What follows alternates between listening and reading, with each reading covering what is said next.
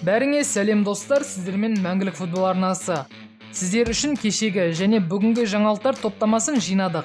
Егер бізге қолдау көрсеткіңіз келсе, видеоға лайк басып, каналға жазылсаңыздар болғаны. Сіздер үшін бұл 5 секунд.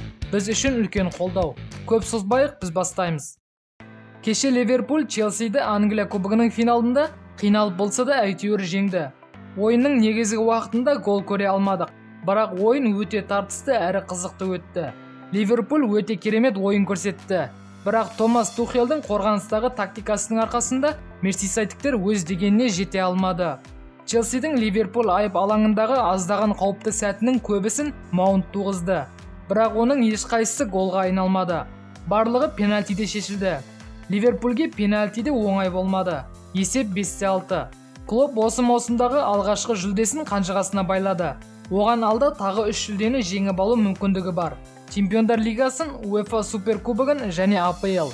Бірақ бұны сөзбен айтқанға қарағанда 300-інде орындау өте қиын. Клуб Англия кубогын жеңіп алған алғашқы неміс жаттықтырушысы атанды. Алдыңғы күні ғана Бавария президенті Левандовски ешқайда кетпейді деп жарияға жар салған болатын. Бірақ кешегі өткен Вольсбург Бавария ойынынан кейін Левандовски мүлдем басқаша сөйледі. Бұл менің Бавария сапындағы соңғы ойыным болуы мүмкін. 100% айта алмаймын. Бірақ біз менің болашағым үшін қолайлы клуб іздеп жатырмыз, деді поляк ойыншысы. Кеше айтқанымыздай Левандовскидің Бавариямен 2023 жылдың жазына дейін келісім-шарты бар. Әрине Бавария ойыншыны командада қалуға көндіруге тырысатын болады. Бірақ бұл олардың қолынан келмейтін секілді.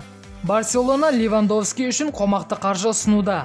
Бірақ тек каталондықтар емес, PSG-да Левандовскиді өз қатарларына қосуды қалап отыр. Мбаппе жайлы ақпарат күн сайын өзгеруде.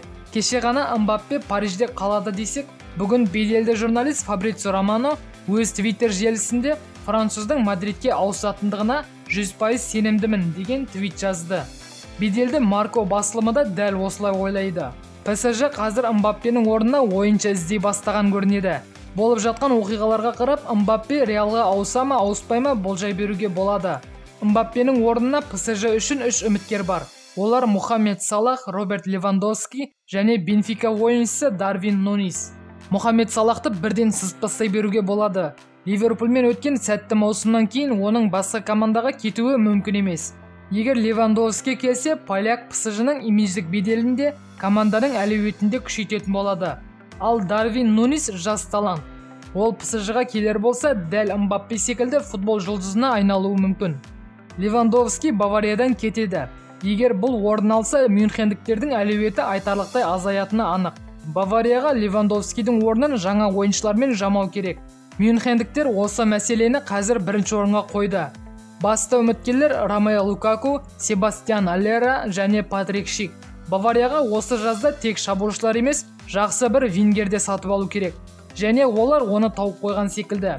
Sky Sport басылымының хабарлауынша, немістер Барселонаның сатқысы келмей отырған ойыншысы Усман Дембелеге қызығып отыр. Екі тарап қазірдің өзінде келіссөздер жүргізуде. Бавария Дембелеге егер ол Мюнхенге ауысып келетін болса, 100% алтын допты жеңіп алатынына кепілдік беріп отырған көрінеді. Дембеледен бөлек немістер Жоао Феликске көз тігіп отыр. Егер Бавария Жоао Феликсті сатып алатын болса, қомақты қаржы төлеуге тура келеді. Ал Дембелені тегін алудың мүмкіндіктері бар. Сол себепті немістер бірінші орында Дембелемен келісімге келуге тырысатын болады. Бірнеше күн бұрын Бавария спорт директоры Хасан Салихмаджиш Манені сатып алу ойларында жоқ екендігін хабарлаған болатын. Бірақ олар Левандовски клубтан кетемін дегеннен кейін ойларын өзгерткен секілді. Бавария өкілдері Маненің агентімен кездескен көрінеді. Дембеле өз жалақысы үшін қомақты қаржы сұрайды, бірақ оны тегін сатып алуға болады. Ал Феликс пен Мане үшін қомақты жалақыдан бөлек сатып алу үшін ақшара төлеу керек. Сол себепті менің ойымша Бавария тек Дембелені сатып алумен шектеледі. Қайтып оралғаннан кейін пытырлатып гол соғады деп Барселонадан жалға алынған Гризман Атлетико Мадридтің көңілінен шықпаған секілді. Олар оны сатып алғылары келіп отырған жоқ. Гризманның үлкен жалақысына қарап, Барселонада француздың Каталонияға қайтып келгенін қаламайды. Егер Гризман Атлетикадан кетсе, мадридтіктердің жалақы қоры босап, жаңа ойыншылар алуға мүмкіндік туар еді. Бірақ қазір Барса мен Атлетика Гризманды бір-біріне ысыруда. Бұл мәселені шешудің бір жолы Гризман мен Маратаны алмастыру. Хави көптен бері Маратаны командасында көргілері келіп жүрген. Ал Атлетика Гризманның жалақысын азайтуға мүмкіндік алады. Бұл келісімнен Барселонада Атлетикада отады. Тек Гризманның жалақысы айтарлықтай қысқаратыны болмаса. Меніңше бұл әділетті.